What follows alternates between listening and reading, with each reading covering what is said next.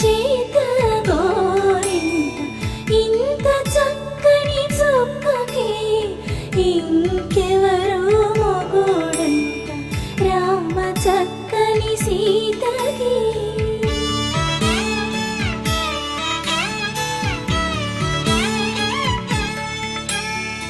ఉడత వీపున